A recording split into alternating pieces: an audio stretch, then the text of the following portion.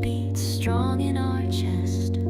Forever we're tied to the best in the West. Oh, the voices come together, a podcast so fine, telling tales of yesterday, crossing every line, with a jazzy kind of rhythm and a spark in their quest. It's the best in the West, we must confess.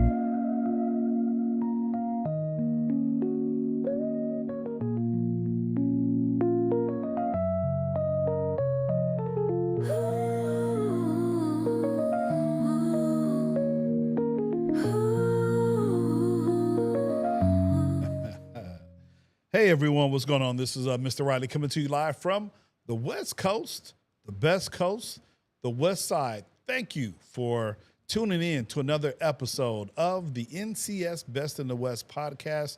This is season 2, episode 6 in the book. So, yes, sir, we are doing just what we need to do, just like the little train that could. We cranking out these episodes. And so, just happy to be here tonight. We have a wonderful guest, a wonderful young man that I just had the pleasure of meeting. You know, El Presidente Darren Hudson, he knows all the NCS alumni, you know what I'm saying? And so he just grabs these folks, brings them in, and we just do what we need to do. So we tested our live stream, the tech side, just wanted to make sure the sound was great, wanted to make sure the video was great, and everything was great. So you might see that over on our Facebook page. And so if you saw that and you saw the link to come over here, hey, welcome. We're going to go ahead and hop into the show tonight. Now, do me a favor, because we love engagement. And so if you're watching the live right now, this is Monday, June 29th at 6:17 p.m. And so if you're watching with us right now, please make yourself known. Drop your name in the comments. Just let me know that you're here so that you can interact with us as we have this conversation with our guest tonight, Max Barnes, class of 06. So without further ado, let's go ahead and bring in Mr. Max Barnes. Yes, sir. Can you hear me? Man, I can hear you. What's going on, loud sir? and clear, man. I'm excited. I'm blessed. Thank you so much for having me. Man, listen, like I said, man, El Presidente Darren Hudson, he goes out and grabs all of the wonderful guests. Yes, I'm the man behind the desk making everything. I'm pushing all the buttons, but I'm happy that you're here, sir. Man, thank you for having me. I'm excited. So let's go ahead and kind of get into telling the people who you are a little bit. But I'm kind of noticing, now behind me. Let me see if I can go to my widescreen here. And we were talking about this a little bit before the show. For those of you who are viewing, just know that I have these little things behind me. Got those things right there, right? Now, you're probably saying, Mr. Riley, what's those are Dodger bobbleheads. And see, I'm noticing the wonderful LA. The LA Dodger hat that you're wearing with the star on it. Mm-hmm. Now, are you a baseball fan, sir? I am not, but I am from LA. Oh, wait, where's my sound effect? Where's my Oh man, see, you're not so sad. Oh man. We'll have to get you to the ball game. Have you ever been to the Dodger Stadium? Oh man, it's been so long. I've been a couple of times as a youngin. As a youngin. Not as an adult, believe it or not. Okay, now how old are you right now, sir? 31. 31. 31. Man, we need to get you back out there. That's right. Now, I think pregame we were talking about sports, and you're more of a golfer. You like golf. Golf and football. American football. Okay. Yes, sir. Okay, now so baseball, let's put a pin in that. You got to go to a game. Yes, absolutely. You got to go check out the two-time. Yes, sir. Back-to-back. Right. Well, not two-time. Back-to-back world champions. Yes, 24, 25. We got to get you out there to the Dodger Stadium. Yes, sir. Check out Mookie Betts and Shohei and All those sir. cats. Freddie Freeman. Yes, sir. But you said football Yes, sir. and golf. Who's your Huge. favorite golfer?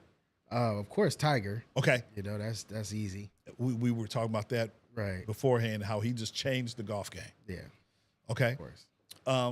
Tiger's pretty dope. Shout out to Tiger. He's awesome. Just stay off the streets, man. Stay- Get I a mean, driver. At this time, I don't. They need to strap him in the back at this point. Get a driver. Get a Please, driver, sir. please. Okay. Now, I'm a huge football fan. So let me see. Let me see what Oh, let's tap in. let's tap in. Let's tap in. I'm gonna move you over a little bit. Let's tap in. Okay. NFC or AFC? AFC. Oh, see, AFC man. big dubs. Oh. AFC West out here. AFC West. Yes, okay. sir. So you must be a Raiders fan. Ooh, that couldn't be further from the Oh truth. man. That actually Okay. hurts a little bit that you would think that. Oh man, let me see if I can see. This would be a good time to come up with some of these. Now think though for a second. Okay, no, I If got that you. was offensive to me. I got you. What team in the AFC West? I am got you. I got Okay. you. You must be a Charger fan. No. Oh, I'm striking out. I'm striking We out. might get it on the third go though. Okay. Third time's okay. the charm. AFC West. Okay, so you got the Chargers. You got the Raiders. You have. Are you a Denver Broncos? Of course, third time the charm. Thank you so much. That was great. Perfect. Okay, because I could. So here's the thing. I couldn't think of the other team in the AFC West. Got the Kansas City. Are they in the West? Kansas City Chiefs. Oh man, Yes, sir. That is right though, but I'm like they so far east of Yeah, here. right. It's like crazy. It's You so know, far east. Yeah. But okay, all right. We're gonna have to tell them to redo the divisions. Got to scramble it up a little bit. Scramble up, Scramble it up. man. Okay, so Denver Broncos. Okay, Yes, sir. Favorite Denver Bronco. Ooh, man, that's so hard. That's so hard because I really love Terrell Davis and Shannon Sharp equally. They're kind of tied. That's like 1A, 1B for me. I'll say most 1A is Shannon Sharp, 1B Terrell Davis, Okay, of course. But I love Steve Atwater as well. Okay. So he laid a boom. 27. Yes, sir. Yeah, Yes, Steve sir. He Atwater. laid a boom. Yeah. And then of course honorable mention. Let me throw this out there. Of course, Von Miller. I gotta. That's more my generation, right? Okay. I gotta show him love. Okay. Yes, sir. Okay. I'm seeing a trend. I was going to ask you about a player or two, but Okay. I'm not. I'm not. I'm not going to ask you about the John Elway. Okay. But I see what you did, see though. the- I saw what you did. I saw what you That's did. right. The folks were like, "What did he do?" Right, Now, right. You would have to. We left out a know. couple. You would have to know. Right. You have to kind of know. You know. If you know, you know. Man, let's go ahead and hop into this podcast, man. Sorry. Now, first of all, have you been on the podcast before? This is my second time, so I'm brand new to the space. All right, It's that's awesome. cool. Cool, that's what's up. We're gonna make it fun and interactive for you. So again, if you guys are watching, hey, guess who's here? Let me see. This lady, she says she's here, and let me put her name. Miss Parker is in the house. Oh, wow. What's going on, Miss Parker? Miss Parker. She's in the house. That's right. What's going on? Let's give you a hand clap. That is the Hold reason on, I'm sorry. I am Hold on. here. Yeah. I don't think this might be the first time that Miss Parker has joined us live. Wow. We've been missing. I know sometimes she watched some of the videos, the replays, but man, I'm glad you're here, Miss Parker. What's going on? That's awesome. Miss Parker, what's going on? I love you. I love you and appreciate you. So we about to go off script because I have like probably 10, 11, 15 different categories. But since Miss Parker is here, Let's make it flow. let's make it flow, man. Favorite teacher? Of course it's Miss Parker. Oh, without of a course, doubt. of course. Look at that. That's easy.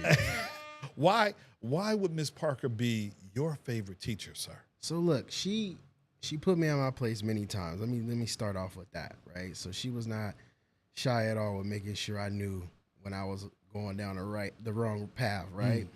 But she was so fun. I learned a lot in her class as well. But really, I think the number one lesson she taught me is how to treat people. Okay. Look them in the eye, talk clear, shake their hand, all that good stuff. I really remember her just kind of making sure that I respect every person and treat everybody the same, no matter who they were. Got it. Got it. Okay. Absolutely. All right. So Ms. Parker, so super nice. I'm glad that you're here. But now let's go ahead and talk about NCS the early years. Okay. So I have a list of questions. What comes first? What comes to mind first when you think about NCS? Family, honestly. And it's funny. I mean, not even just because she's here, but Miss Parker is a huge part of my memory bank, if you can call it that, for my entire time at NCS. She was very close with my mom as well, so they had a really good relationship. Okay. But definitely family, just the environment, the camaraderie, because there's a few people I still keep in contact with, very close with now, from all the way back then. Okay. Okay. So family. Now, were you an only child attending NCS? Did you have any other siblings to attend? I am the only child. Okay. Yes, sir. Okay. So it says you attended an NCS from 3rd grade through 5th grade.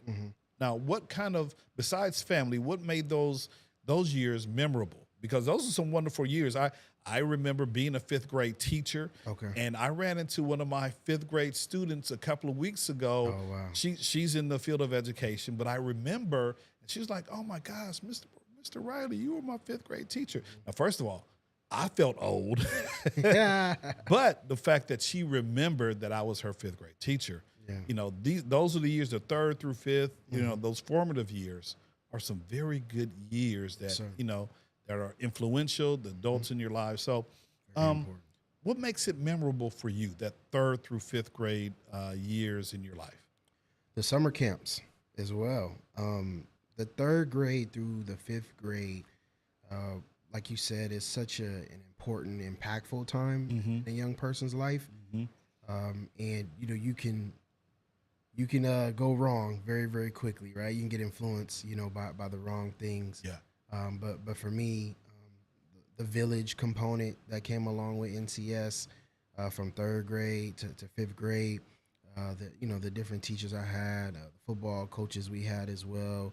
They're just making sure that we always had something positive going on in our life and thinking about moving forward, even if we really didn't understand or really weren't able to digest all the life lessons that they tried to give us. I think as I got older as an adult, you start to think back to some of those times as well. And I got an interesting memory. I don't know if Ms. Parker would remember this. That I kind of want to bring up. Go for it. I think it was a summer camp one time. It was a young guy named John and his sister. I think her name was Elizabeth. And we were, roughhousing and playing. And I fell out of a window in the lunchroom in the second level. I think at that time the lunchroom was up the stairs, and I cut my arm. And Miss Parker kept me calm in that moment. I don't know if she remembers that, but she kept me super calm in that moment. She put like a wet towel, cold wet towel around me so I didn't pass out or whatever, because my arm was cut open and bleeding. I had ended up getting 27 stitches. And then the crazy part was one of my dad's high school friends was the firefighter that came and transported me to the hospital. So it's just so funny. That was just like a random thing that popped up in my head, so I wanted to share that. Okay, see, I got so many questions.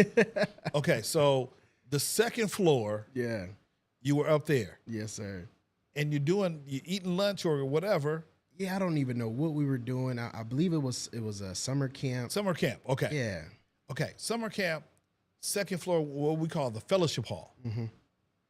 And you fell out the window? Fell out that window there. I want to say right when you walk in, it was double doors, right? When you walk in, that window to the right, or the second window to the right, pushing, running around, and I ended up tripping. And I remember John, if he's out there, what's going on, John? I remember him saying, "Oh my gosh, Elizabeth, Max is gonna sue us." When it happened, and I'm just like, what does that mean? Okay. It was so funny. So you fell outside the window. Yeah, like half my body. Half your body. Yeah. But you didn't like fall down. No, not down. Okay, because I'm like, man, it wasn't that crazy. Okay, that was crazy. Okay. But enough to, you of course you break the window, glass cut you, but your adrenaline is rushing so Yeah, much. yeah. You don't really feel that much. Yeah. Mr. Erwin Woodard is here. He says the 3rd, 4th, and 5th grade teachers are the best, Yes, sir. especially the 4th grade teachers. Now, he's saying that because he is a 4th grade teacher. So shout out to you, sir. Thank you, Mr. Erwin. Yes, sir. He's And then awesome. You He's made me just think of something, actually. Go There was for it. another teacher there, Mr. Austin. Okay. He was a Bronco, Okay. or he is a Bronco. Shout Okay. out to Mr. Austin as well. Okay. All right, Mr. Austin. All right, cool. Now, you brought up some people's names. You brought up John now, did you say they were brother and sister? Yes, sir. Okay, so I think was their last name Long? Yes, sir. Okay, That's him. I know who they are. I know. Matter of fact, here, small world. Their dad is currently one of the elders at the church that I attend. Wow. So yes, Oh, small yeah, you world. got to bring this up. You got to bring this up. Okay, so we're talking about friendships, and we talked about just some of the friends. Now, you said you keep in contact with some of your friends Absolutely. from back in the day. You care to mention some of those folks? You want to shout them out real Yeah, quick? absolutely. Janice Trunk, shout out to you. She was really, really cool. She was like my first like crush back in those days. Timothy Chrome. And my friend Timothy, actually, he's from Chino Hills, but he ended up going to the next school that I ended up going to with me for like a quick stint. Okay. Or he ended up going to school out there in Chino more. Keon Wyatt as well. Okay. Dakari Williams. Now, crazy thing about Dakari, we actually didn't keep in touch as much in the last, I would say, 5 years or so, whatever the case may be. And I don't know if I'm going too far ahead of the script here, do but your thing. I did recently get married. And Congratulations. Oh, man. Thank you. Congratulations. Yeah, this year in March. And I'm taking pictures outside the church, right? And somebody yells out, "Is that Maximilian?" And I look, and he's like, "What's up, bro?" And it's Dakari Williams. I think he was working. He had his work truck, and he was driving by. He did a little drive-by and said, "What's up?" to me. And I was just like, wow, that's what NCS is, though. There you go. It's people everywhere. Absolutely. So you talked about Mr. Austin. You talked about Miss Parker. That's right. Were there any other adults, who were there who were kind of influential during your early years? Yeah. My football coach, Mr. Williams, man, Ant Williams. Shout out to him out there. I still got him on Facebook. Okay. As well. Okay. Man, he was our football coach at that time. Mm-hmm. He made a huge impression on me as well. Just to be an independent thinker. Yeah. Just to be a leader. That's what I was going to ask you. What are some of those life lessons that you remember from those influential friends that you still hold fast to right now? Being a 31-year-old African American man, what kind of life lessons do you remember that were maybe introduced to you at NCS that you still kind of hold fast to today? Man, there's one that I really want to share, and it's really, really personal to me. And hopefully I don't get too emotional. I think I'll be good. But Hey, man, we ain't got no tissues up here. I know. There's a young guy, Miss Parker, remember him, Isaiah, young dude that was killed when we were there. And, unfortunately, he was killed in a drive-by at his house. And that Friday, he was a really, really close friend to me as well. And that Friday, he had a little accident at school, and, people made fun of him. And one of those life lessons that I kind of learned, again, going back to how to treat people. And, I took that moment to try to stand up for him and to say, hey, we don't really know like what people overall. I mean, I'm talking how I talk as a kid, but my message to the other people that were kind of making fun and making jokes of him was, we don't really know, what people are dealing with. I don't think it's right that everybody is like bullying him or, talking crazy to him because he made a little mistake or whatever. That's maybe a little bit embarrassing. And the crazy part is the next day, that Saturday, I want to say, my mom woke me up. Was it Saturday? I think it was that next day. Of course, obviously, Friday is the last day of school that week. But I woke up and my mom was like, I'm sorry, his name was not, Ishmael was his name. And she said, Ishmael, he passed away. And I'm like, what are you talking about? He's like, he was killed last night. And, there was a drive-by shooting. I believe it's his younger sister as well. She had got shot, but she survived, and Ishmael didn't survive. And I'll never forget that specific memory, because that was the last time I got a chance to talk to him. I gave him a hug, and all of that. And now I was just like, wow, you really don't know when you're going to see the person next again. Right. Life happens so fast. Right. And I was really, really proud of myself in that moment, because, of course I didn't know what the foreseeable future right looked like.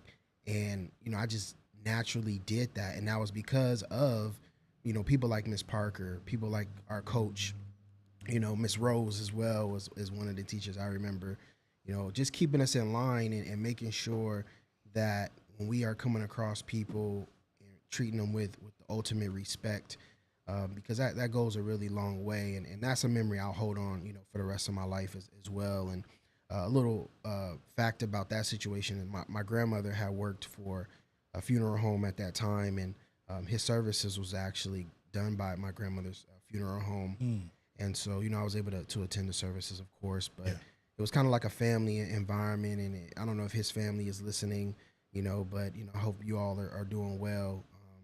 He definitely is a memory that, a person will never forget. Yeah. For sure. Yeah, no, that's such a super nice story that you brought to your mind.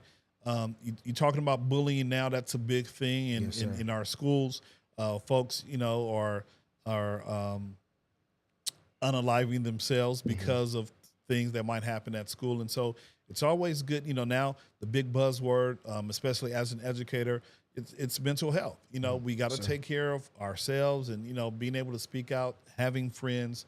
To share some of those ideations, if something like that was to happen, and so you being a friend to the gentleman right there that you spoke of, super nice, standing up for him, first of all, as a third, fourth, fifth grader is, something that people pretty much didn't do back in the day. Right. But you standing up for him and saying, hey, it's not nice. It's not cool. Right. We should do better. Right. So those are some of the wonderful life lessons that, our young people are learning, and you learned, and you're still holding fast to some of those concepts and ideas. Yes, sir. In parenthood. Let's kind of move over. So school memories in sports. Now, it says you played a little football and a little basketball while you were at NCS. What did that teach you again at an early age? Did you kind of learn about camaraderie, friendship? What did sports teach you at NCS? That was, and that's when I don't have any children yet, but all of those experiences that I had, I want my children to fully experience, once they come about.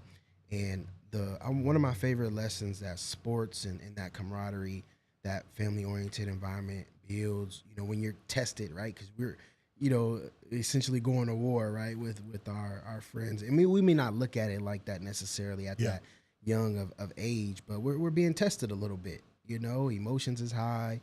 Everybody, we want to win and all of that. But, I just really, really loved that I learned how to work in a group or work together with somebody to accomplish a specific goal. And I think that served me very well in business, actually, because I really do believe you cannot achieve really anything by yourself, right? Or to the level of what you would want to achieve it.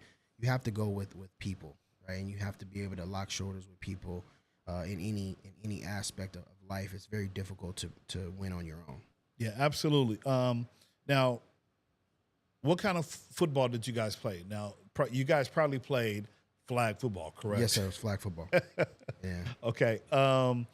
Do you have any special memories from any of those tournaments? Are you playing flag football at against some of those schools that you guys played against? Yeah, absolutely. I forgot the name of the elementary school. It was a big.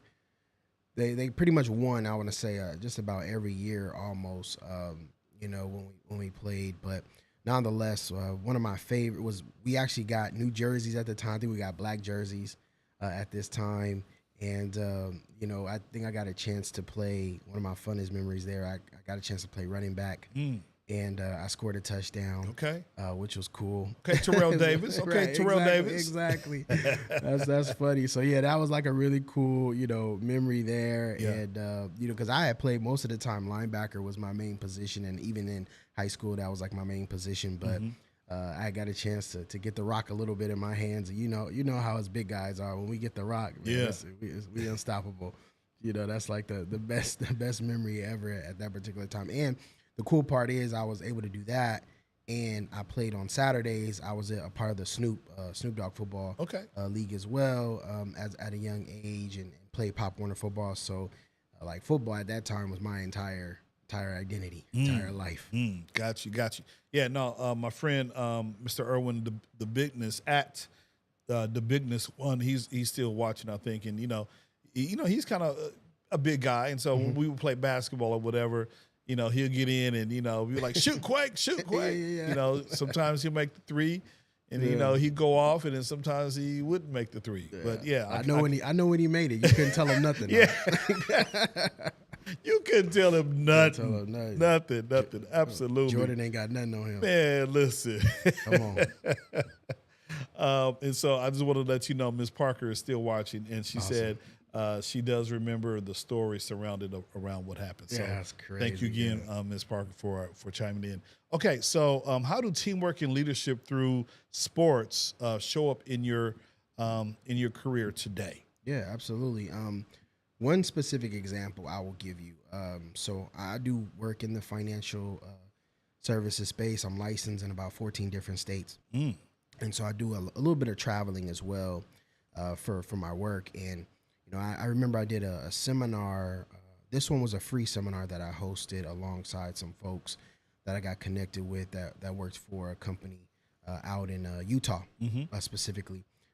Young guy that put together this event for him. He's an engineer at L3 Harris. I don't know if I can say the company, but he's an engineer out there at L3 Harris.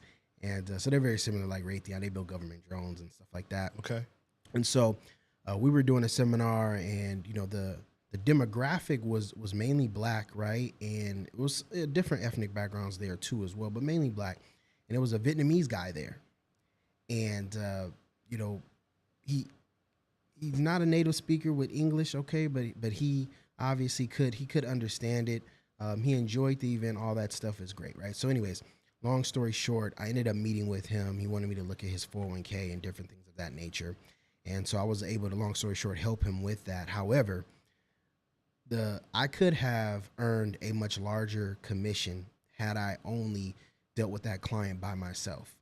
But I choose to not do that. This is actually the route that I took with this client. I actually brought in another Vietnamese professional into the conversation to meet with this individual alongside with me. So to also kind of translate a little bit of the information that we were talking about as relates to his retirement planning. And she actually was very new to the business. She was about 6 months into the business, right? And so at the time, I want to say I had probably been 5 or 6 years into the business at that time. And, most of the time you think that a person that is, 6 months versus 5 years probably doesn't know as much, right? And so I like to use this word leverage a lot. So I leveraged her in that conversation with the client to help that client feel a little bit more comfortable, to kind of bring somebody else in to make him feel like, okay, I'm not just talking to this one young man here. He's got a team of folks that you can work with. And long story short, he loved it. He loves his plan, is doing well.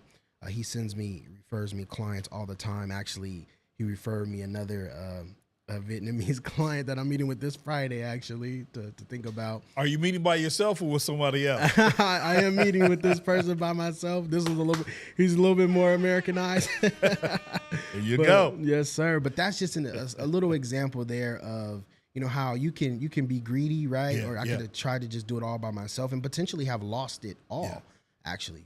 He could have decided to go with another financial professional of some kind, to help him with whatever his goals were. But, we were able to take good care of him. And, that's just, I think, a really good example of why using other people, leverage other people's efforts and whatnot to help you, reach a goal. Love that story.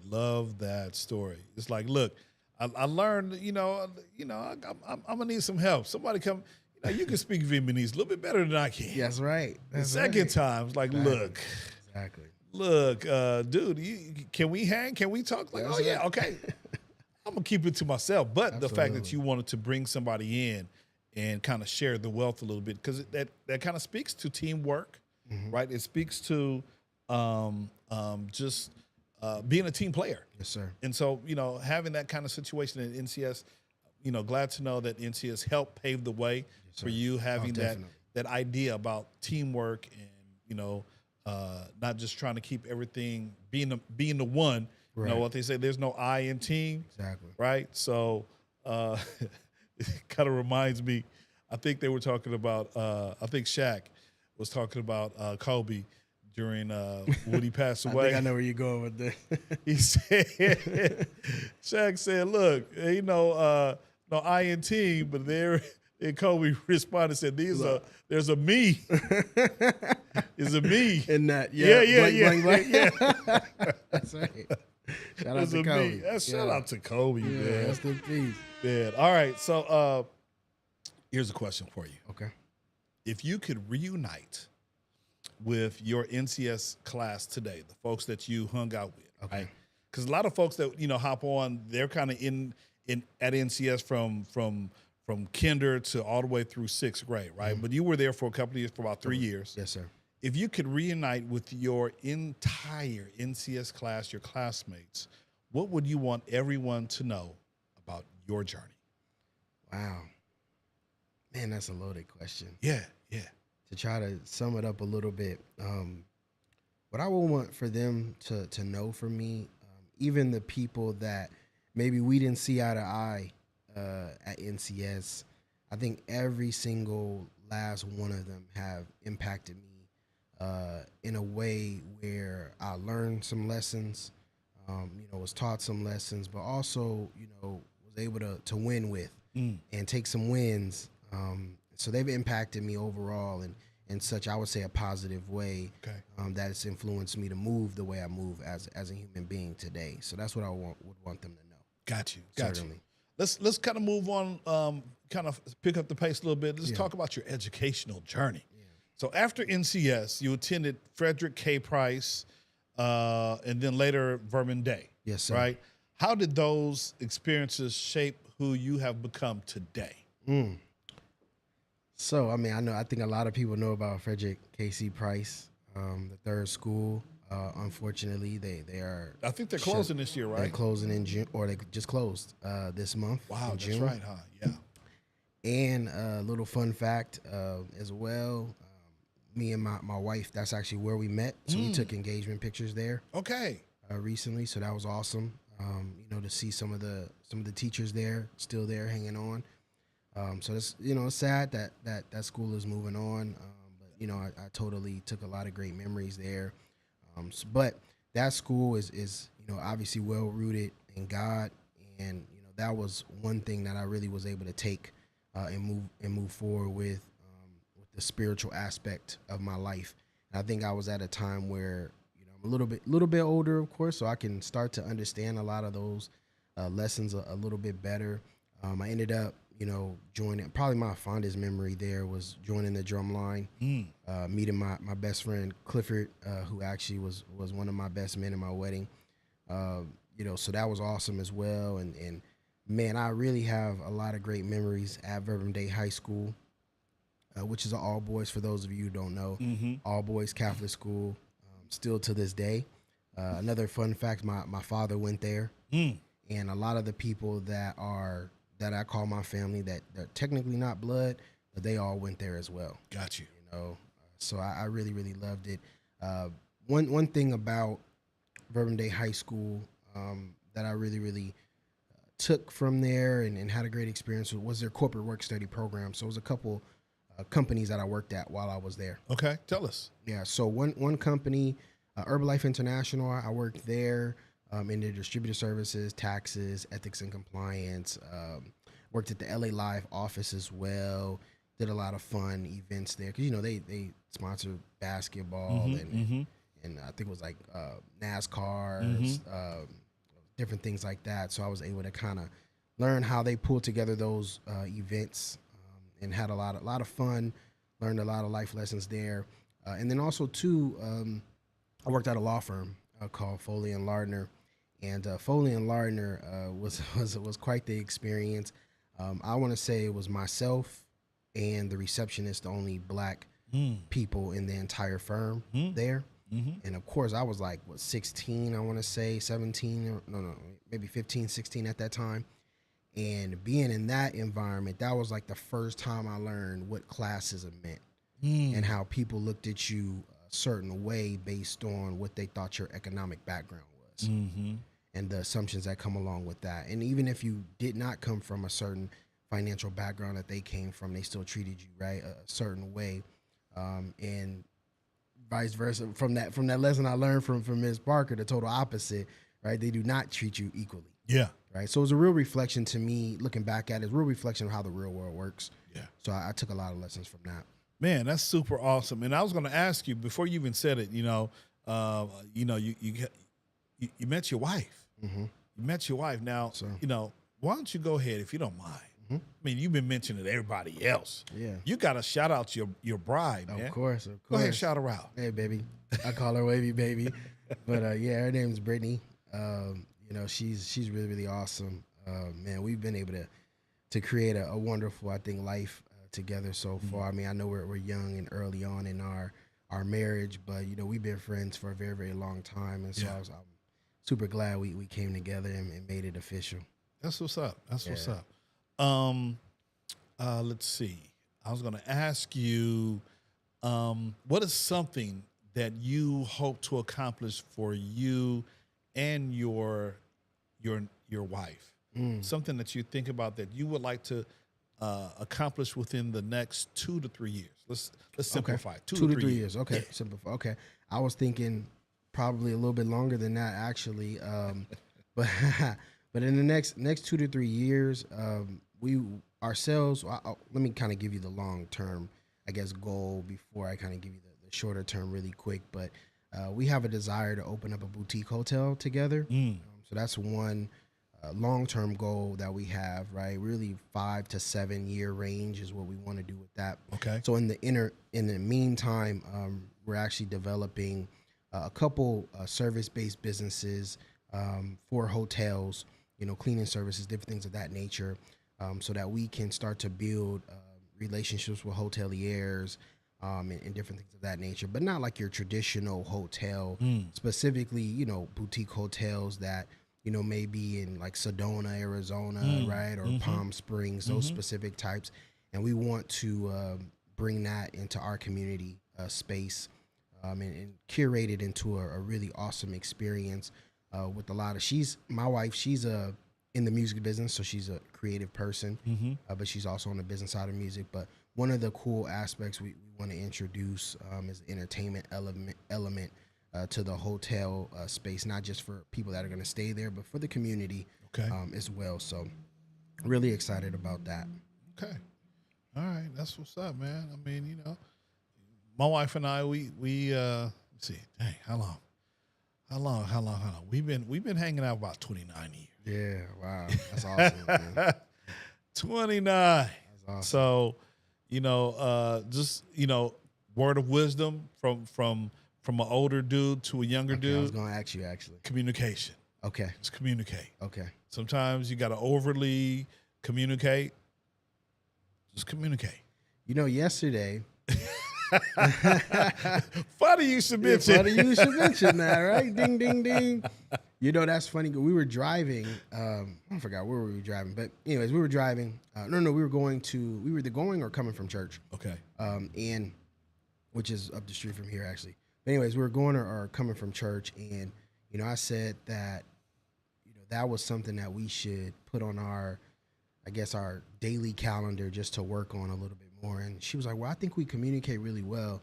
And I was like, what? I think we do. But what I would like to do is start to kind of paint the picture a little bit better on like what our weekly, daily plans are, because our schedules are so crazy with what she does for work and what I do for work. I think it would be very difficult for probably the average person to come together on that. Like 2 weeks ago, she was in Paris. Last week, she was in New York, right? And so, and then I may be in Utah, or I may be in Vegas or whatever for work and whatnot. And so we're always moving around and shuffling. And so that communication aspect, I think, is super, super important overall. So thank you for sharing that. I actually was going to ask you a nice lesson you would want to share with me. And then one, because, early in our marriage, what we used to do is, what we used to do is sit down like on a Saturday or Sunday and kind of plan out our week. That's cool. Right. So, you're talking about being, communicating. It's like, okay, hey, where you going? What you doing? Like even now. So we're both educators. Okay. And so summertime is like, hey, we, we can wake up when we want to. Yeah. Pretty much. I mean, if we have something going down, like today, I was busy today. She was busy. And so, just being able to kind of communicate, it's like, okay, what's your day like? Yeah. Right. What are you doing today? Right. But then again, for you guys, planning and say, maybe you're doing that already, but being more intentional and say, okay, what's happening the next, week or two. Yeah. And, you do that on a consistent basis. Yeah. That way you can know, okay, it's like, okay, well, maybe I'll meet you in Utah, or, maybe I could tag along if I say with my coins, and I'll meet you in Bermuda or wherever, you know what I'm saying? Make a little mini vacation business kind of trip, you know what I'm saying? So just communication and then plan, because, if you guys are extra busy, especially music industry nowadays is kind of much different than it was years ago. Sure. So, and she's on the business side. So, correct. She's not an artist. So I'm sure, business stuff takes precedence over some things as well. So just communicate and just plan together. Thank you. Yeah. Okay. All right. So we got that out the way. All right, let's move on, man. After college. So let's talk about college, man. Yeah. On my notes, it says after college. I'm like, nah, where did you attend college after you left Vermont Day? Where'd you go to college? Man, that time was such a difficult time for me because I was trying to really figure my life out. I ended up going to Mount San Antonio College. Okay, Mount Sac? Yes, sir, Mount Sac, Yeah. Which is a pretty big junior college. And I ended up moving in with my grandparents at that time. And, me trying to figure my life out, I didn't know which direction I was going to go into. I had ended up working at a clothing company, selling T-shirts and whatnot on Fairfax and Melrose in that district or that area. And, I thought I wanted to open up a clothing store. And then my grandfather had a construction company. And so I thought, I was like, okay, maybe I can do that. Be Bob the Builder? Yeah, right, exactly. Just trying to figure it out, man, which is crazy. Yeah. And so ended up, stumbling, into the financial space area, right? Because I felt like, okay, this probably encompasses all the different things that I want to do. Mm-hmm. And, ended up full blown going into that and getting licensed and all that kind of cool stuff and all these different states, which is pretty awesome. But, it was so difficult because, at that time, most of the time, I would say most people in their 20s, even up until 30s, right, really don't know exactly what they are going to do or what they would want to do, right? And unfortunately, depending on your circumstance, you have to choose something, right? Yeah. You don't have time to waste. Yeah. So unfortunately, that pressure, you surmount to that pressure and you got to make a decision, maybe prematurely, or a decision that you don't necessarily want to make overall. But also, too, my grandfather was dealing with cancer. He was a huge breadwinner, for my family as well. And when he was diagnosed with cancer, he became bedridden. He was coming off of knee replacement surgeries. And, he was one of those situations where he got cancer, but he didn't die from it. So we thank God for that. But at the same time, what comes along with that is a lot of financial hardships because you still have bills. Yeah, absolutely. And health insurance doesn't cover, your mortgage, your rent, your car note, and all those different areas, right? That we still have our overhead, as people, whether you own businesses or not. Right. And so, finding out, getting more involved in my family's financial situation too at that time was a really eye-opening experience. And I think that's what drove me the most to just say, okay, let me go into this money business and figure out, which niche that I want to do and go into. And, ended up, I think that was like one of the best decisions I ever made in my life because it just opened up my horizon so much. Met so many great people. Built so many great relationships as well. Worked with so many amazing companies also too. Just got exposed to so many different things, which was like, wow, it's a whole different world out there in the financial marketplace. I'm just like, oh my goodness. Yeah, yeah. So many. So then, did you go down the college path, or did you get your certification some other way? Yeah, so I actually I didn't I didn't transfer to. I completed my time there, but I didn't transfer, of course, to a 4-year university, and I ended up going to the certification route and getting all the different licenses and certifications in the financial services space to deal with all those different products, right? That people use every single day. From insurance products, retirement products, and all those asset protection products, stuff like that. And I said, okay, well, let me go ahead and try this out. My family was not exactly excited about that decision necessarily. And so they said, okay, well, we'll give you 6 months to see if you can make something out of this. And, we'll let you fly like a bird, right? If not, you got to go back to school and figure it out. So here we are now. Yeah. That ended up working out. Okay. And build a nice career, out of that for myself. And reason why I ask that question, because sometimes people think that college is the only career path that people can take. And it's not, right? I'm a first generation college student, college graduate. My mom, she's from the South, right? She moved to Los Angeles to go, she attended cosmetology school, and she was a dental hygienist for a while. And then, awesome. She kind of, transitioned to like working with insurance, Oh, wow. So, but not on the end, selling products or things of that nature, but just kind of processing, medical claims, dental claims, at a provider. So, nice. When I hopped up on the scene, it was, I had to figure it out, right? Yes, sir. After high school, just like, look, son, what you gonna do? I don't know, because then back then, I graduated in '86 from high school, so I was like, okay, look, you can go to the armed service, right? You can go to armed service. You can go to a community college, because I wasn't ready out of high school. Yeah. I know some families, some kids, some students are ready to go. Yes, sir. Right? Your boy wasn't ready. So I did the JC route, right? Yes, I did JC. It took me a while to get my AA. Went on to Cal State Long Beach, went over there. I just want to interrupt you real quick. Yeah, Sorry about that. That is an underrated route to go. It is. I think that saves a lot of people money. Yes. And the prerequisites, all that kind of stuff is the same, right? It's nothing necessarily special, but that certificate, or when you graduate, that degree is going to say whatever that company is. It's not going to say on the degree in small asterisks, well, you went to this school for a little bit and then you transferred over. And so I just think that's a super valuable strategy that people can use to save money. Of course, you got to be disciplined and still want to, you got to stay on task, because life is life, right? It's going to happen. Life be life. I think that's an awesome route to take. Yeah, no, it is. It is. And so, that's the route I took. It took me, because I had to put myself through college, through JC. I found a job working for the county. I put so I'm working full time, going to school part time, transition to Cal State Long Beach, working full time now. At first I was a student worker. Okay.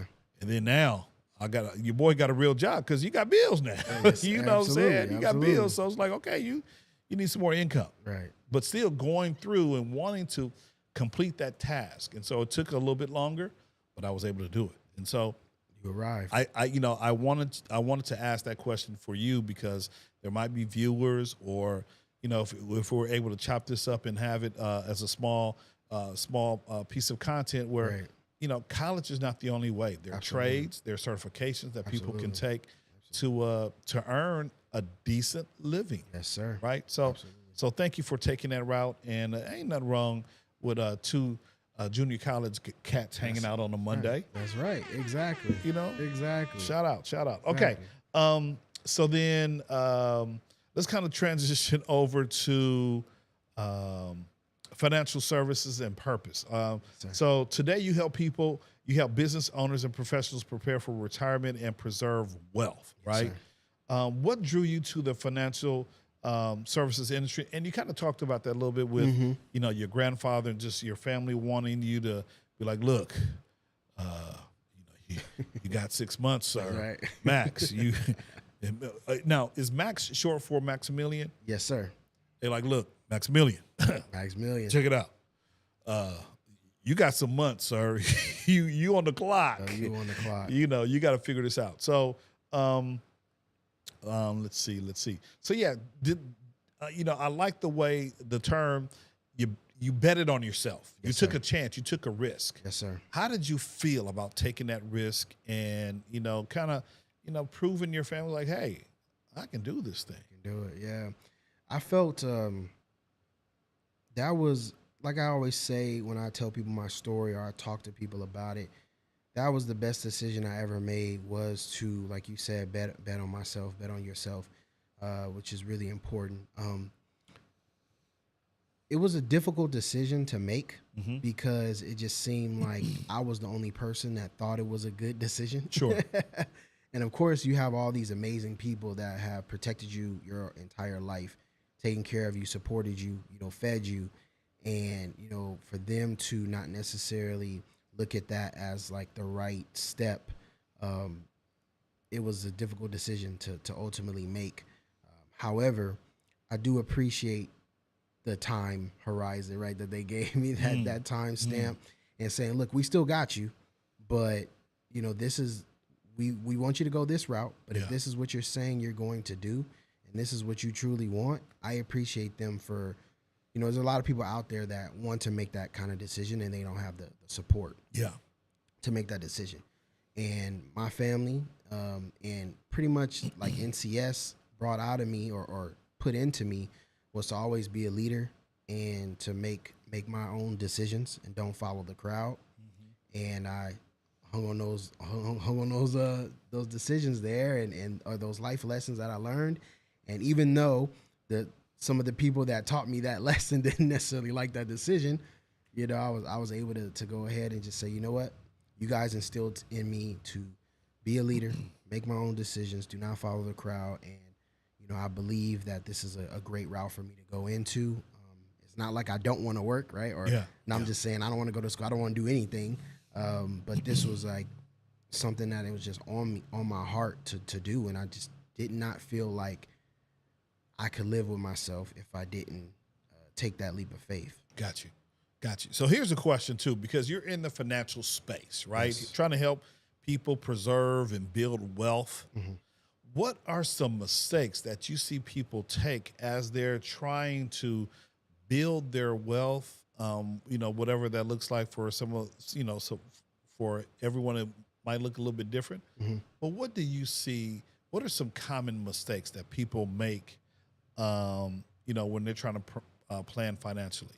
Discipline is a big issue for a lot of people, because when they make financial decisions, they're often very emotional. And if you notice the way we market products, not necessarily financial products, but anything, TVs, cars, whatever, it's always tied to emotion. And that moves people to make decisions in the moment. And it doesn't give them a lot of time to think. And so it causes people to end up spending a lot more money than they make because there's no discipline. They don't question themselves. Like, okay, wait a minute. Do I necessarily need to have, just because I can afford this car note, do I necessarily need this type of car, right? What comes with that car note, right? Just like, I always tell people sometimes your house, yes, it can be a huge asset, but it also could be a huge liability for you. Yeah. Because if you have a house that's paid off, don't pay your property taxes and you'll find out who owns it, right? Yeah, absolutely. So just different things of that nature. And also too, I think this is more specific to our people, but we always want to kind of look a certain way, to look more intact or to look more financially savvy or to look more wealthy than what maybe the actual circumstances is. Because I don't really see often, to believe it or not, this may sound kind of crazy, and hopefully people don't kill me for this, but I don't think making money is an issue for us. I think we know how to hustle and make money. I think the issue is us retaining the money and keeping what we work so hard for is often a big issue, because I gotta have this type of car, or I have to have this type of watch, or these types of shoes and whatnot. And don't get me wrong, I love nice things. You know? Yeah. I don't want anybody to think I am living in a situation where it's like I'm, not want to spend my money either. I love to spend money as well, but there's a certain level of discipline that comes along with that, and there's a lot of psychological components for our people. That's a whole other podcast, right? To have that kind of conversation. But Yeah. we come from some troubling backgrounds where we don't always feel worthy, and so when we buy a certain brand or when we drive a certain car, whatever, if it's like a badge of honor in a way to say, hey, we can have nice things too. And sometimes we kind of put ourselves behind the 8 ball when we do that. Got you. I'm gonna ask you another NCS question. Yeah. If you could give every NCS student one financial lesson to learn before graduating high school, what would it be? I think I would have to start with that. It's so many different lessons, but what I would have to start with is credit cards, probably. Okay. That's I think the number one wealth killer. Absolutely. I mean, I can remember walking around Long Beach. Hey, you come get this T-shirt.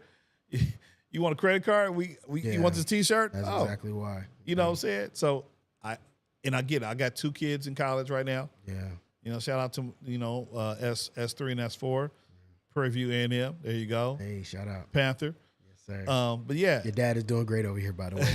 But so no, my son, he's planning to go into the financial space, so he knows. Oh, awesome! Right. Awesome. So like, here's a little anecdote. So you make me feel some kind of way because I just purchased a car, and so you talking about some kind of different brands and things. I was just like, but this is a good deal, right? But see, here's how financially astute he was. I'm sitting there, he walks in, I've already decided on the car or whatever. Okay. And he was like, Dad. I was like, yes, son. He was like, can I hop on the loan with you? Wow. I was like, sure. He was like, yeah, I need to. Let's go. You just got to make sure you make the payments. I'm like, son, Right. I've never missed a car payment. That's not the issue. Right. It comes automatically at my credit union. But I thought, that was real smart of him to say, you know what? My dad hasn't missed a car payment in a very long time. Let me just piggyback. That's right. And ride, and it might boost my score. That's right. Because he's young, and so he's trying to build some kind of financial portfolio for himself. So I just thought it was real smart of him to say, hey, can I? Because normally they'll be like, hey, Dad, can you co-sign for me? And I've done that before. But he was like, Dad, can I hop on? I'm like, sure. That's awesome, man. So I mean, those are the kind of financial lessons that we need to teach our kids, and so yeah, it's important. I would say this too. One thing I really loved that my mother did, I got credit cards really, really late. So my first credit card I got probably right before. No. As I got into the financial industry, actually, was when I got my first credit card, and with American Express actually, and I had good credit, but I didn't have like history and whatnot, so I did the piggyback thing with my grandmother actually, and that's how I kind of started my credit journey and personal financial journey, if you will. And so one thing I would like to share though is that for parents out there, have that conversation with your children early on. And to me, there's no such thing as a stupid or basic topic with money. Yeah. It all needs to be discussed, and just making it a normal thing. Instead of us, when we eat at the dinner table, talking about whatever sports and all that kind of stuff that we love to do, or music and whatnot, all those things are great. But just at least take 15, 20 minutes to just, have a conversation. Yeah. Go online. There's so much information out there. Find some basic topics and just have that conversation with your children so that they're more intuitive around money. And people need to ask more questions as it relates to money. Yeah. A lot of people are scared to ask questions because they don't want to look like they don't know anything. Yeah. But I think that's that's also a little lesson that I would even like to say, I know we're going to get there, but even with my clients that are athletes, one of the main things I want to do is talk to their parents, actually. More than I want to talk to them almost. Let's go ahead. That's Okay. that's my next question, man. Okay, 'Cause great. we're almost through. So, we just trucking it right along. You've recently begun working with NIL athletes. So if you don't know what NIL means, it means name, image, and likeness, right? Yes, sir. Colleges being able to, or actually student athletes being able to earn money based on their name, their likeness, and their image in collegiate sports. Absolutely. So, what opportunities and challenges do young athletes face today that previous generations didn't? Got you. Man, there are so many huge advantages to the NIL space now. Yeah. I do feel bad for the Reggie Bushes of the world, but True. they got theirs in some way, shape, or form. Right? Absolutely. So, but anyways, there's so many advantages to the number one advantage is access, and not just access to capital or to money, but access to people, right? Because the biggest lesson I've learned in business is how do people remember you? Yeah.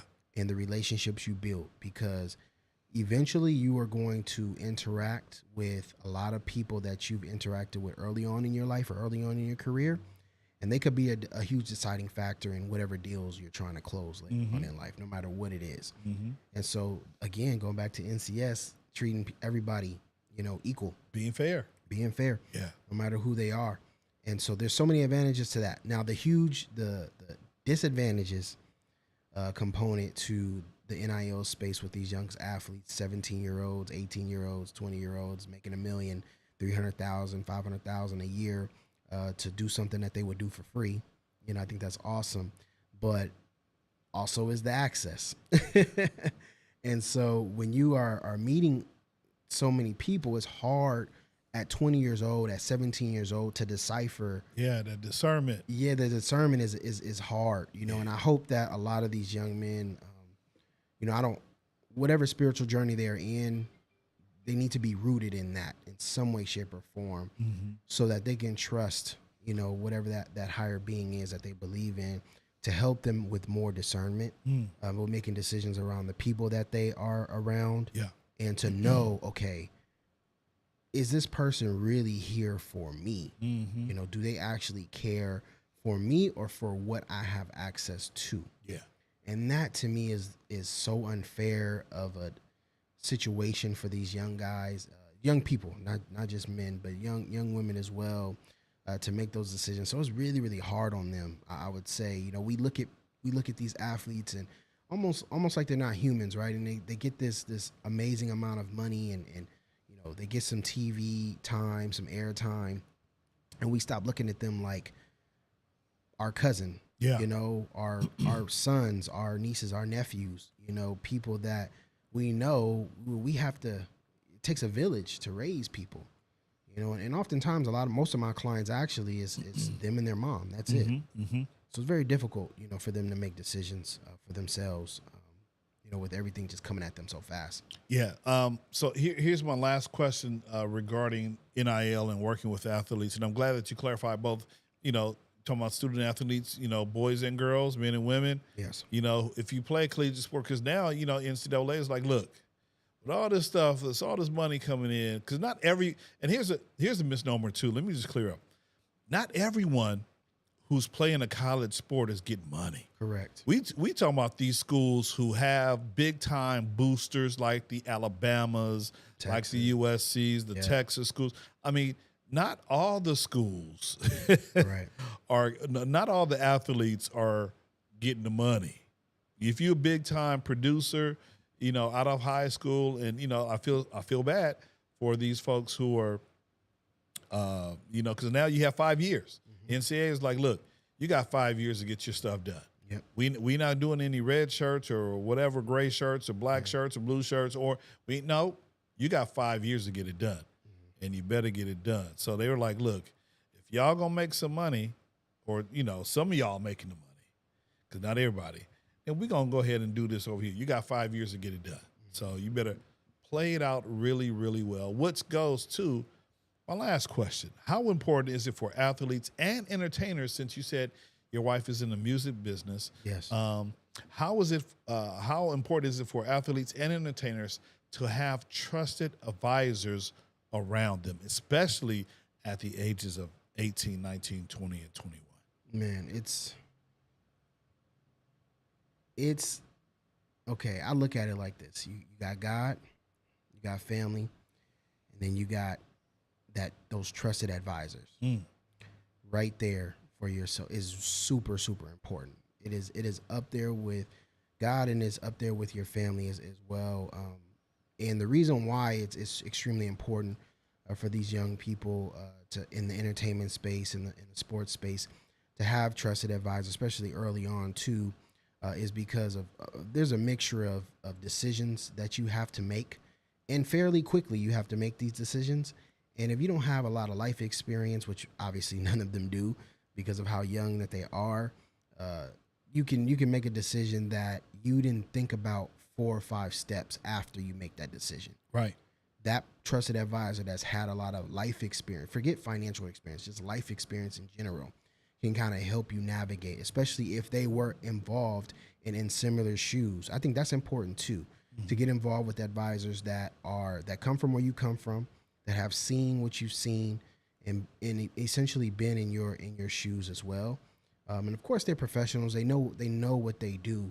And myself, I'm on a big mission to do that. I've been taking on a lot of NIL clients more recently, a lot of entertainment clients as well. I had a really good. I'm not gonna name their names just for privacy purposes. Absolutely, yeah. Keep that private. There's a young man that I recently met with, huge artist out of Los Angeles, young guy, has platinum selling records and whatnot. And one thing he said, I had lunch with him Saturday, and one thing he said to me was, and I got introduced to him through family members, right? And so one thing he said to me was, man, like, this is something I've always wanted, but I just didn't know who to go to because I don't know anybody that is connected to me in any way, shape, or form that understands this stuff. I hear so many horror stories about this artist and that artist, just getting ripped off, or their money being stolen and whatnot, or just not making the right type of decisions because they just trust whoever for face value. And there is no, and then they're gone, right? Once their money is gone, they are gone as well. And one thing that I really like to lead with, and I think he appreciated this, and all of my clients do, but that education component, everybody wants to talk about how to invest, and they want to talk about the sexy part of money. I like to spend more time on the boring part of money because the foundation has to be in place. The foundation is not being in place. You have $100 million and it will be gone within probably a shorter amount of time than it took you to make that money. Yeah, there's so many athletes who've made that amount of money, and more, and some of them end up broke. Yes, sir. So having that foundation, having the right advisors, having the right people in your corner is definitely a plus for you, because that's going to help you, figure out your financial future. Absolutely. And if you got the wrong people, then things can go awry. It's tough. Really, really quick. It's tough. So you gotta have some people who have some integrity and who you trust. And so, and sometimes it is those family members who will take advantage of you. So you just gotta absolutely. You just gotta. It's just so tough. You just gotta figure it out. So tough. Yeah. All right. So looking back, what part of your journey would make your younger NCS self the proudest? If you had to look back, what would make your younger NCS self the proudest? Actually, probably what I'm doing right now. There's a business management component actually to my business that I've structured and continuously structuring right now, from the legal aspect of it, and also the financial end as well. But specifically, that part is starting my own company, and also working with athletes and working with entertainers. Because I always sports was always super important to me in so many ways growing up. And, you know, I was just like, man, it'd be cool if I was like, I remember at when I was at NCS, I remember when people asked me, what do you want to do? And I always say, like, I want to be a sports agent. Got you. You know, that was something I always wanted to say. And I didn't know, like, really what that entailed. I just knew that they were the people that were involved with helping the athletes do things, essentially, right? Really important people. You know, when you watch the draft, you see the family and the agent. You know, that's it, right? And so, obviously, that's a very important person. So, this decision, again, to kind of go out on a leap of faith and, you know, structure my own company and my own firm and whatnot, which is in the works as we speak, specifically catered in this particular niche right here, I think is another decision that I'm making that would make my younger self like, oh man, that's really, really cool, and just be in awe of, because I could have went in so many other different directions in life, but I think God is kind of bringing me back to this realm for a reason. Absolutely. Finish this sentence. NCS helped me become a very intuitive thinker. Okay. All right. What message would you like to leave with current or even former NCS students who are watching or who will watch this episode? Don't be afraid to bet on yourself. Okay. What legacy are you hoping to build for your family and the people that you serve? What legacy? A legacy of freedom. Freedom of not having, so I'm going a little long on this one, the freedom of not having to make a decision based on your financial circumstances. Got you. Okay. All right. That's pretty good answers. Last question. Who is another NCS alum that embodies the best in the West and the spirit and, maybe appear on as a guest, just like you, on the NCS Best in the West podcast? Who's another NCS alum that you know of? I got two for you. Okay. I got to give you these two guys. Go ahead. Like my best guys right here that I grew up with. My boy Clifford Sims. And my boy Timothy Crone.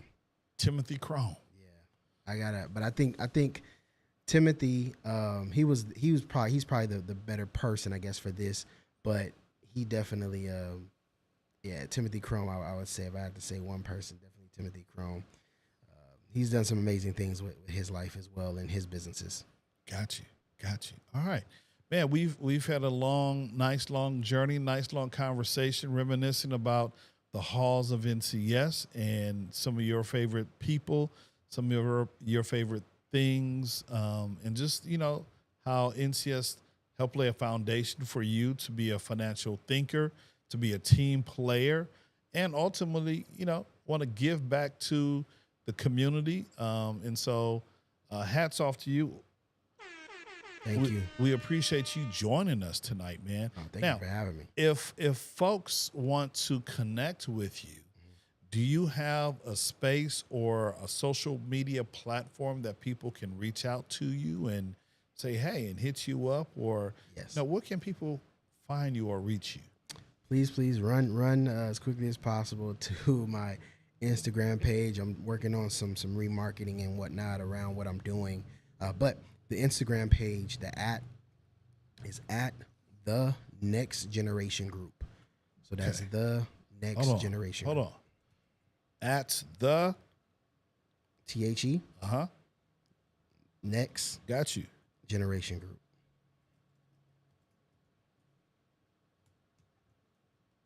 All right. Let me see. So I'll just put that in the comments right there. IG at the Next Generation Group. You can find Max Barnes, financial advisor from NCS to financial advisor, class of 2006. Man, we appreciate you hopping on tonight, man. Yes, sir. Any last shout outs before we close out this wonderful episode? And, shout out to my family. I love you guys. Shout out to my amazing wife as well. Man, a lot of decisions that I'm making and doing, she's got my back and putting a lot of awesome batteries in my back to continue to strive forward as well. And so I definitely want to give a huge shout out to her, and I love you, and I thank you so much just for all of the things that you do and continue to do as well. And shout out to Ms. Parker also, and everybody else at NCS, man. It's just it's an amazing platform that you guys are building here, and I hope that this isn't the last time that I'm a part of it. Man, listen, we appreciate you hopping on tonight, man. And you know, it was a good conversation. Good. Do me a favor. Yes, sir. Just hang out in the green room for a couple of moments. I'm going to close up the show, and then Yes, we sir. can chop it up right after we're done. So thank you for being a wonderful guest tonight, man. And Godspeed to you and everything that you're endeavoring to do, you and your newlywed. So thanks for being on tonight, man. Really, Thank you, really sir. appreciate it. God bless you all. Take care. Absolutely. All right, guys. So, hey, man, wonderful conversation with Max Barnes right there, just trying to give us some financial literacy, some encouragement. And so even though we didn't talk about all the stuff that he has to offer, man, just being financially aware, especially in this current state in our community right now, man, such a nice young man. And I'm glad that he had an opportunity to come and share his platform with everyone tonight. So, man, just again, thank you for being here. I know I did see Ms. Parker in the comments. I saw Erwin. Shout out to you guys. And, of course, El Presidente, Darren Hudson is with me here in studio. And so, hey, that's it. That's it. Next month, we'll probably have an episode. Now, you know, I'll be celebrating 29 years. And so usually during July, I kind of take a little hiatus. So we're trying to figure out if we're going to have either a late July episode or we might have to double up, but we'll see. We'll see. So we'll be celebrating 29 years. So we going out to the international waters and hanging out, doing our thing. So, but yeah, we plan to have episode number 7 in season 2. So, yeah, just stay tuned. Other than that, we really appreciate you chiming in tonight, leaving the comments. And so, again, if you happen to watch the live, go ahead and drop your name in the comments. You can put hashtag replay squad to let us know that you made it this far through the episode. And we know that you kind of paid attention and hopefully you learned a little bit more about one of our alumni students. Other than that, guys, this is Mr. Riley coming to you live from the West Coast, the best coast, the West Side. Thanks for watching. Have a wonderful week, and we will catch you in the next video. Peace out, y'all.